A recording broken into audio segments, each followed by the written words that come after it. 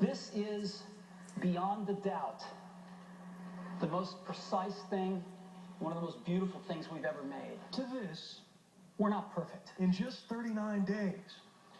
Well, it began with an antenna, a stainless steel case study in form versus function. This is part of some brilliant engineering, which actually uses the stainless steel band as part of the antenna system. With more bells, whistles, and battery life than any smartphone in history, there was no room to put the antenna inside. So Apple put it on the outside of the iPhone 4, knowing that the occasional sweaty palm might weaken the signal in certain areas. They could have covered it in plastic, but then it wouldn't have been the kind of sexy device that makes people sleep on the street to buy one. In the first 3 days, Apple sold around 6 new iPhones every second. And then, just as fast, a few complaints spun into the company's worst image crisis in years, spread virally on the very devices Apple created. I have my new iPhone here. You see the bars right there? There's no bars. I want to pause right here. Bars begin to go right back down. As you can see, it's got full signal, and the bars drop. The signal will drop to nothing. As Jobs pointed out today, it is possible to strangle the cell signal out of many different phones. But according to Consumer Reports, we've never seen it on a phone this strong.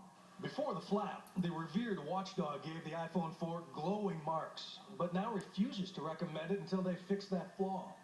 Jobs acknowledged the power of that non-endorsement today, but at the same time tried to put the complaints in perspective.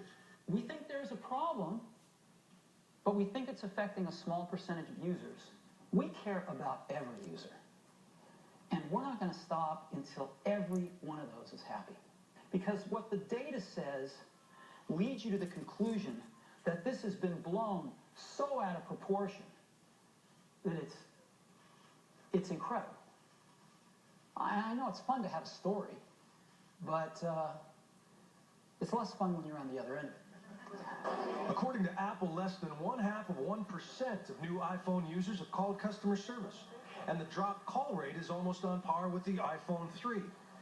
But as a sign Jobs is now fighting an image as well as a hardware problem, he promised to give free glitch-fixing cases to every customer through September. We're going to send you a free case. Good to see you. Phil Schiller. Hey, Phil. And Apple agreed to give us an unprecedented tour into one of their top secret labs. We know of nothing like this on Earth.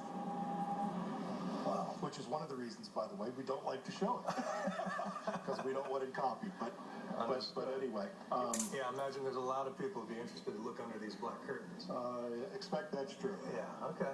So what can you show us? All right, so why don't we step this way? All right. They show me how PhDs spend countless hours testing iPhones, x-raying their insides with CAT scans, strapping them to dummy heads and hands, and testing signals in multi-million-dollar chambers. It was widely known that one of your prototypes got out of here, got out into the public before launch.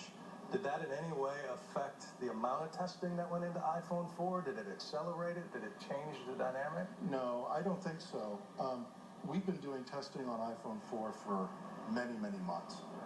A lot of the testing that we had done on the device was completed by that time. What we did over the last 22 days is repeated literally months of work to verify that we understood the design that we produced in the first place. And you stand by that original assessment? I do. I think, we had an opportunity to compress a lot of testing into a relatively few number of days and really re-verify, what we've built. Right. But they admit the collective genius and effort in this lab is only as impressive as the products you eventually hold. After all, they work for a perfectionist, a guy who has created an army of fans who expect nothing less. And when we fall short, which we do sometimes, we try harder. We try harder. We pick ourselves up, we figure out what's wrong, and we try harder. And when we succeed, they reward us by staying our users.